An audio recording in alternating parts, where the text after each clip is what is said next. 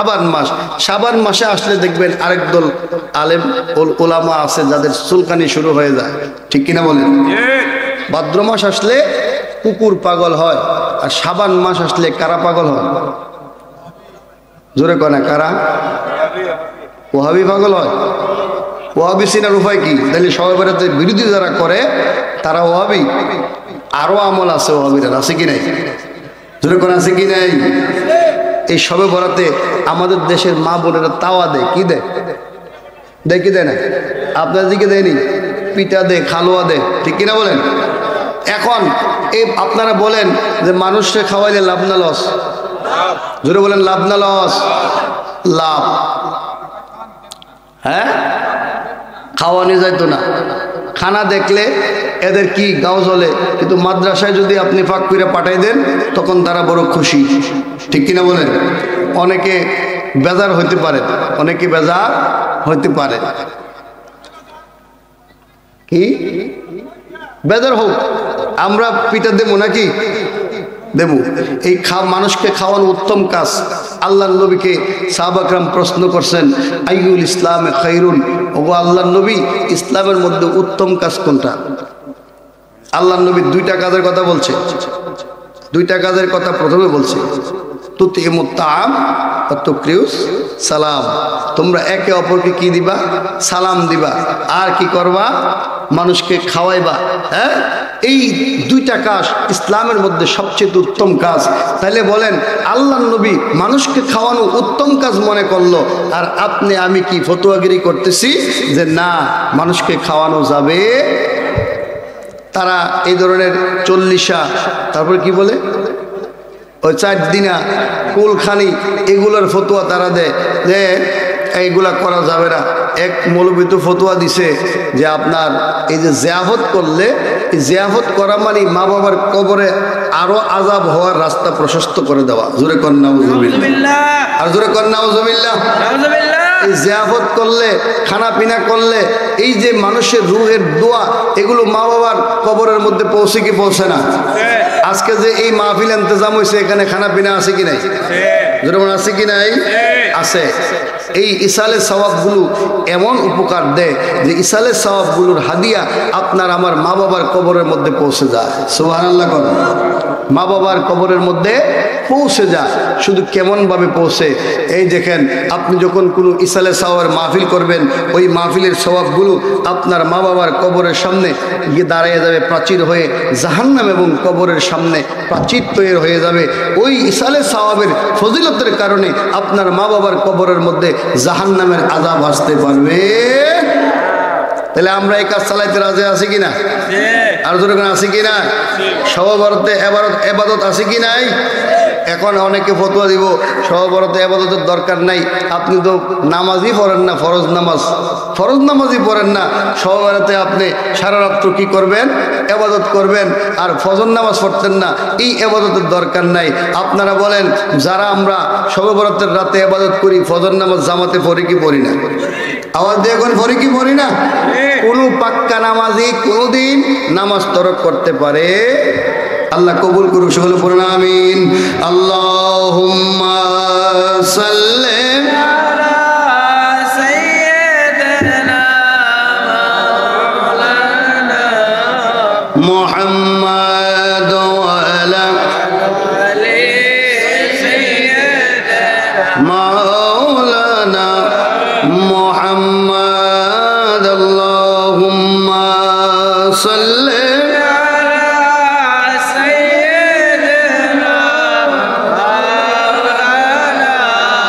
محمد وعلى آله سيدنا مولانا محمد. اللهم صل على سيدنا مولانا محمد وعلى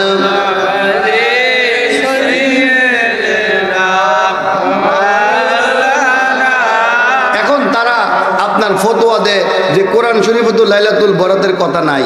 এরকম ফতোয়া দেয় কি দেয় না? আওয়াজ দেখুন, দেয় কি দেয় না? দেয়। আমরা কোরআন শরীফের মধ্যে সূরা দুখানের প্রথম আয়াতেই আল্লাহ পাক রব্বুল আলামিন এই লাইলাতুল বরাতের কথা বলছে।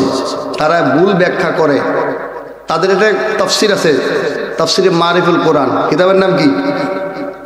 কথা বলে না, কি নাম? তাফসীরে মারিফুল কোরআন। ওই আয়াত এক তাফসীরের কিতাবে দেখবেন সূরা দুখানের ইন্না আনজালনাহু ফি লাইলাতিন মুবারাকা, এই আয়াতের তাফসীর দেখবেন। ওই তাফসীরের মধ্যে তারা কি তাফসীর করছে, ওই তাফসীর করতে গিয়েও তারা কি করতে পারে নাই, লাইলাতুল বরাতকে অস্বীকার করতে পারে নাই। ঘুরাইয়া পেছাইয়া একটু ফেস লাগাইছে, আর কি লাগাইছে? পেঁচ লাগাইছে, কিন্তু লাইলাতুল বরাতকে তারা অস্বীকার করতে পারে। হাদিস শরীফে লাইলাতুল বরাত আছে কি নাই? লাইলাতুল নিসফু মিন শাবান আছে কি নাই? আছে। আপনারা হাদিস পড়বেন, আপনারা তো হাদিসের কিতাব পড়েন না। হ্যাঁ, লাইলাতুল বরাতের উপরে অনেক কিতাব বাংলা বাজার ওই যে বিভিন্ন প্রকাশনী আছে না, সেখান থেকে লাইলাতুল বরাতের ফজিলতের উপরে অনেক কিতাব আছে। সেই কিতাবের মধ্যে আপনারা দেখবেন লাইলাতুল নিসফু মিন শাবানের মধ্যে আল্লাহ নবী নিজেই সারা রাত্র কবর জিয়ারত করছে। জোরে কোন মারহাবা। লাইলাতুল নিসফু মিন শাবানের যে হাদিস, সেখানে আল্লাহর নবীর সবচেয়ে প্রিয়তম স্ত্রী হযরত আয়েশা সিদ্দিকা রাদিয়াল্লাহু তাআলা আনহা লম্বা চড়া একটা হাদিস বর্ণনা করছে। আম্মা জান আয়েশা সিদ্দিকা রাদিয়াল্লাহু তাআলা আনহা বলেন, লাইলাতুল নিসফু মিন শাবানের মধ্যে আমি যখন এশার নামাজ পড়ে আল্লাহর নবী রাহমাতাল লিল আলামিনের সাথে হুজরা মুবারকে ঘুমায়ে গেলাম। আল্লাহর নবী এশার নামাজ পড়ে কোনো মানুষের সাথে কথা বলতেন না। এই জন্য ফতোয়া হলো ইশার সালাতের পরে কথা বলা মাকরু। ইশার সালাতের পরে কথা বলা কি মাকরু, এটা আল্লাহর নবী নিষেধ করছে। ইশার সালাতের পরে এই যে লং টাইম গল্প গুজব করা, এটা তোমরা করো না। কি করবা? ঈশার নামাজ পড়ি তোমরা কি করবা? ঘুমাইয়া যাইবা। মাগরিবের নামাজ পড়ে তোমরা কি করবা? খাওয়া দাওয়া খেয়ে ফেলবা। এখন আমরা খাই রাত্রে 10টার সময়, ঠিক কিনা? ডাইনিং টেবিল ভর্তি, রাত্রে 10টা 11টা 12টার সময় খাই, তারপরে ঘুমাই, ঠিক কিনা বলেন? আল্লাহ নবী রাহমাতাল লিল আলামিন ঈশার সালাত পড়ে আম্মা জান আয়েশা সিদ্দিকা রাদিয়াল্লাহু তাআলা আনহার ঘরের মধ্যে ঘুমায়া গেলেন। আল্লাহর নবী সহধর্মিনী আমাদের আম্মা আয়েশা সিদ্দিকা রাদিয়াল্লাহু তাআলা আনহা বলেন, আমি যখন রাত্রির প্রথম অংশে শুয়ে গেলাম রাহমাতাল লিল আলামিনের সাথে, রাহমাতাল লিল আলামিন আমার সাথে ঘুমিয়ে পড়লেন। কিছুক্ষণ পরে আমার ঘুম ভাঙলো। আমি আমার বিছনার মধ্যে আমার রাহমাতাল লিল আলামিনকে তালাশ করলাম। সুবহানাল্লাহ কোন সুবহানাল্লাহ। আল্লাহ নবীকে বিছনার মধ্যে তালাশ করলেন। নবীদের ঘর এত কোনো বড় ঘর না। নবীদের ঘরের মধ্যে হুজরার মধ্যে কোনো দামি পালঙ্ক নাই, কোনো সামানা নাই, খেজুর পাতার বিছানা। আল্লাহর নবীর ঘরের মধ্যে চেরাগ বেশিক্ষণ জ্বলতেন না। আল্লাহর নবী রাহমাতাল লিল আলামিন অন্ধকার ঘরে আম্মা জান আয়েশা যখন আমার নবীর খুঁজে পাইলেন না, আম্মা জান আয়েশা পাগল হয়ে আমার দয়াল নবীর হুজরা থেকে আম্মা জান বের হয়ে গেলেন।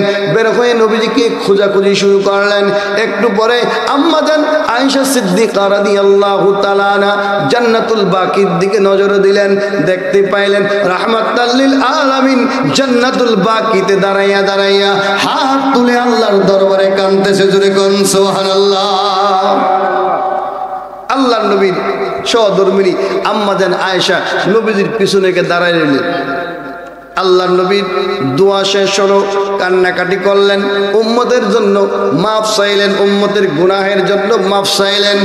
অনেক এখন বাতিল মৌলবী আছে, আমার নবী নাকি গুনাহগার ছিল, আমার নবী গুনাহগার ছিল, এই ধরনের ফতোয়াতে জোরে কোন নাউজুবিল্লাহ।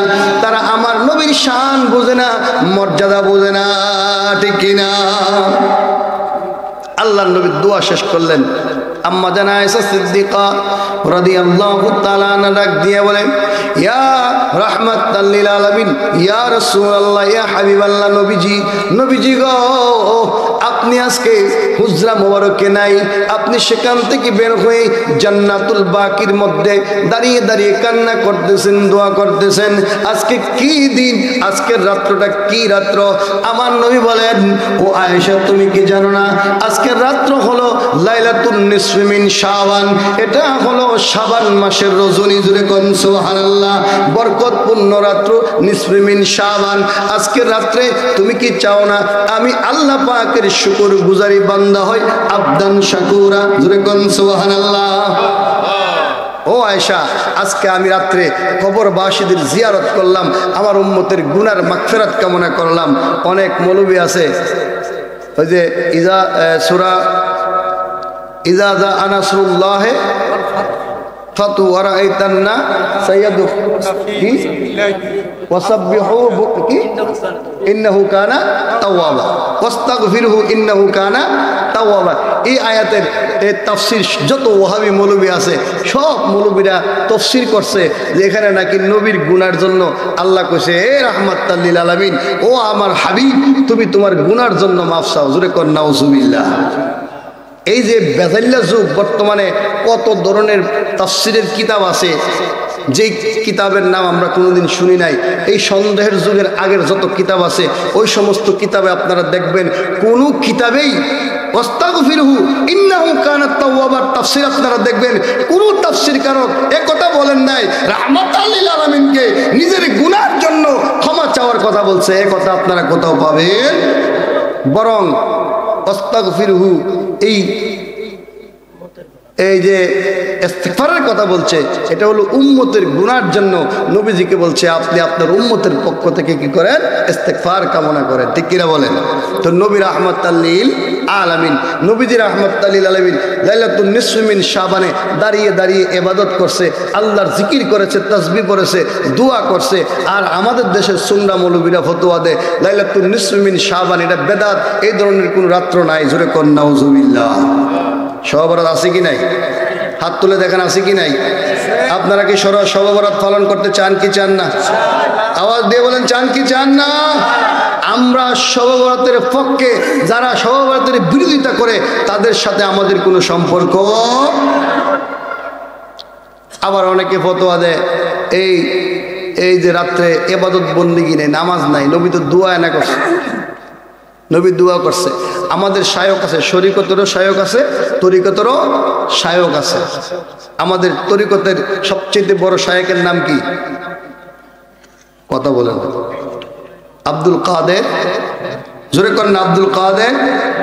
যারা এই লাইলাতুন নিসফি মিন শাবান মানে না, শাবান মাসের ইবাদত বন্দেগী মানে না, যারা নবীর নূর মানে না, এলমে গায়েব হাজির নাজির মানে না, এই তরিকতের এই যে সিলসিলা ধারাবাহিকতা এগুলো মানে না, এরা কিন্তু আল্লাহ নবী রাহমাতাল লিল আলামিনকে ছাড়ে নাই, নবীজি সাহাবা কেরামকে ছাড়ে নাই, আহলে বায়াতে কেরামকে ছাড়ে নাই। ঠিক কিনা বলেন? ইদানিং একটা স্লোগান বাড়িছে, ফাক ফাজাতন বলে কিছু নাই। জোরে কর নাউজুবিল্লাহ। আর জোরে কর নাউজুবিল্লাহ। কোরআনেও নাই, হাদিসও নাই। আপনাদের এই এলাকাতে যিনি সুন্নিয়তের খেদমত করতেছেন আমাদের কুমিল্লার সন্তান, আমরা গর্ববোধ করি যাকে নিয়ে বিভিন্ন জায়গায় বলি, প্রফেসর হুমায়ুন কবির সাহেব, উনি একজন আল্লাহর ওলির হাতে বায়াত নিয়েছেন। ওনার পীর ও মুর্শিদ জগৎ বিখ্যাত একজন আল্লাহর ওলি, যার নাম হলো ডক্টর পেয়ার আহমেদ বাগদাদি রাহমাতুল্লাহ আলাইহি। জোরে করেন মারহাবা। এই আহলে বায়াত পাকে পাঞ্জাতনের দীক্ষা তিনি আমাদেরকে এই কুমিল্লা অঞ্চলে পাকে পাঞ্জাতনের দীক্ষা দিয়েছেন। এখন একদল মৌলবী ফতোয়া দিতেছে এই পাক পাঞ্জাতন এটা ইরান থেকে আমদানি হয়েছে, এটা শিরিক বেদাত, এই পাক পাঞ্জাতন বলতে কোনো কিছু নাই। জোরে কর নাউজুবিল্লাহ। অথচ ডক্টর আহমেদ পেয়ারা বাগদাদি রাহমাতুল্লাহ আলাইহি তিনার গবেষণায় তিনি বের করেছেন, কোরআন থেকে দলিল দিয়েছেন, আল্লাহ আসআলুকুম আলাইহি আজরান ইল্লাল মাওয়াদ্দাতা ফিল কুরবা। সুবহানাল্লাহ। কোন বাড়িতে গিয়ে কোন সুবহানাল্লাহ, আজকে সুবহানাল্লাহ কইতেন না? ঠান্ডা হয়ে গেছেন নাকি? জোরে কোন সুবহানাল্লাহ। সব আছে কি নাই? আরো উচ্চ আওয়াজে বলেন সুবহানাল্লাহ, আলহামদুলিল্লাহ, আল্লাহু আকবার। আরে সাহাবা কেরাম এত কষ্ট করে জীবন দিয়েছে, যুদ্ধ করে নবীর জন্য, দিন ইসলামের জন্য। আর এই রাত্রের বেলা একটু কষ্ট করতে পারবেন না আপনারা? আসছেন তো কষ্ট করার জন্য, এটা তো রেয়াজত। ওলি আল্লাহর পীর ও মুর্শিদের নির্দেশ অনুযায়ী বসে রয়েছেন, এটাই আপনার ইবাদত। ঠিক কিনা বলেন? তো তিনি এখানে ব্যাখ্যা করছেন যে কুল্লা আসআলুকুম আলাইহি আজরান ইল্লাল মাওয়াদ্দাতা ফিল কুরবা। এখানে ইল্লাল মাওয়াদ্দাতা ফিল কুরবা, এই আহলে কুরবা যারা, তারা হলো পাকে পাঞ্জাতন, তারা হলো আহলে বায়াত। জোরে কোন সুবহানাল্লাহ। মানে হাদিস শরীফে আহলে বায়াতের কথা আছে কি নাই? পাক পাঞ্জাতনের কথা আছে কি নাই? হাদিস ওয়ান সাঈদ ইবনে আবি ওয়াক্কাস রাদিয়াল্লাহু তাআলা لما نزلت هذه الآيات ندعو أبناءنا وأبناءكم دعا رسول الله عليا وفاطمة حسينا وحسينا জোরে জোরে বলেন সুবহানাল্লাহ। সাদ বিন আবু ওয়াক্কাস রাদিয়াল্লাহু তাআলা আনহু থেকে হাদিস বর্ণিত, যারা বলে আহলে বায়াত নাই, পাকে পাঞ্জাতন নাই, এটা শিরিক বেদাত ফতোয়া দেয়। আপনাদেরকে হাদিসটা আমি শোনাই দিয়ে যাই। সাদ বিন আবু ওয়াক্কাস রাদিয়াল্লাহু তাআলা আনহু বলেন, লাম্মা নুজিলাত হাযিহিল আয়া নাদু আবনাআনা ওয়া আবনাআকুম, এই আয়াত যখন নাজিল হয়েছে রাহমাতাল লিল আলামিন, হুজরা মুবারক থেকে বের হয়ে ডাক দিয়েছেন, ইয়া আলী ওয়া ফাতেমা, এ আলী, এ ফাতেমা, তোমরা কোথায় আসো? জোরে কোন সুবহানাল্লাহ। ইয়া হাসাইনা ওয়া হুসাইনা, এ হাসান, এ হুসাইন, তোমরা কোথায় আসো? তোমরা কোথায় আসো? এরকম ভাবে আহ্বান করছে। এবার যখন আহ্বান করা হলো, হযরতে আলী রাদিয়াল্লাহু তাআলা আনহু বের হলেন, হযরতে ফাতেমাতুজ জাহরা বের হলেন, হযরতে ইমাম হুসাইন বের হলেন, হযরতে ইমাম হাসান বের হলেন। বের হওয়ার পরে আল্লাহর নবী চারজনকে ডাক দিয়ে, এবার চারজনকে নিয়ে আল্লাহর নবী আসমানের দিকে হাত উঠাইছে। সুবহানাল্লাহ কন্যা, আর জোরে কোন সুবহানাল্লাহ। যারা বলে এই কথা, তাদের জন্য এই ফতোয়া দিয়ে যায়। এবার আল্লাহর নবী রাহমাতাল লিল আলামিন হাত উঠাইলেন, হাত উঠাইয়া কি বলতেছে? দোয়া করতেছে, আল্লাহুম্মা, জোরে কোন না, আল্লাহুম্মা, আরে কথা বলেন, আল্লাহুম্মা, আল্লাহুম্মা হাউলাই, জোরে বলেন, হাউলাই আহলুল বায়াত, জোরে কোন সুবহানাল্লাহ। আমার নবী ডাক দিয়ে বলে, ওগো আল্লাহ, তুমি দেখো এই যে আলী, এই যে ফাতেমাতুজ জাহরা, এই যে হুসাইন, এই যে হাসান, এই তিনজন হইল, এই চারজন হলো আমার আহলে বায়াত। জোরে কোন সুবহানাল্লাহ। এই আহলে বায়াত চারজন, আমার নবী একজন, পাঁচজন। এই পাঁচজন খাসাতান পাকে পাঞ্জাতন। এজন্য ওই আমাদের কুমিল্লা অঞ্চলে ডক্টর পেয়ার আহমদ বাগদাদি হুজুর কেবলা যখন আপনার আমাদেরকে এই সমস্ত বয়ান করে শোনাইছেন, তখন তিনি গজলও লেখছেন। কি লেখছেন? ছোট বলেন না, কি লেখছেন? ঠান্ডা, আমি নিজেও ঠান্ডা হয়ে গেছি। আমি এই আমার জীবনে প্রথম একটার পরে ওয়াজ করতেছি, কথা বুঝতে পারলাম। তারপরও এই আজকে ওয়াজ করতেছি, রেকর্ড আমার, ঠিক কিনা? ওই যে কুমিল্লা থেকে আসছে বড়ুরা সুন্নি মিডিয়া, ওটা করতে পারবো, আমার জীবনে প্রথম রেকর্ড। আমি এতক্ষণে বাসায় গিয়ে ঘুমাই যাই, কারণ আমরা চাকরি বাকরি করি যেহেতু। হ্যাঁ, ওই যে আপনার সন্ধ্যা রাত্রে ওয়াজ করে বাড়িতে চলে যায়, তারপরে আবার সকালে গিয়ে স্কুল করতে হয়, ঠিক কিনা? আর এই যে প্রফেসর মহোদয়, উনি আমাদেরকে অত্যন্ত মহব্বত করেন। তিনি দাওয়াত দিচ্ছে, ওনার দাওয়াতে না আসলে বেয়াদবি হবে, ঠিক কিনা? এই জন্য এত দূর কুমিল্লা থেকে টাঙ্গাইল, অনেক দূর।